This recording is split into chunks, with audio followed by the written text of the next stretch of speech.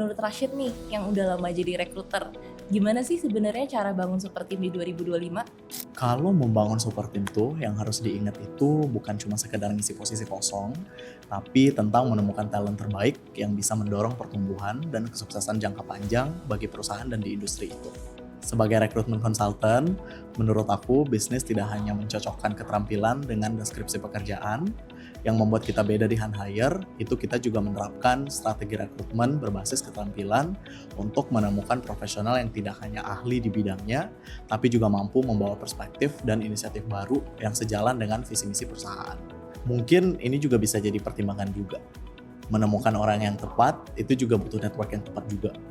Recruiter yang bisa reach out banyak orang dalam waktu yang singkat karena orang yang tepat di posisi itu juga langka.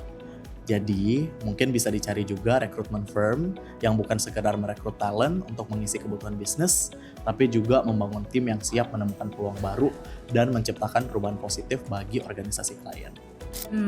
Benar-benar.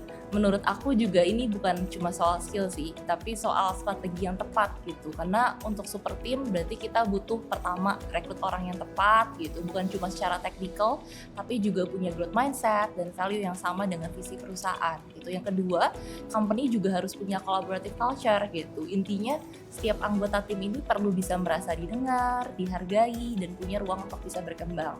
Yang ketiga, ini perlunya juga adanya kejelasan tujuan dan ekspektasi gitu. Pastiin semua orang mengetahui arah yang jelas dan paham gimana caranya kontribusi mereka bisa berdampak ke tujuan besar perusahaan gitu.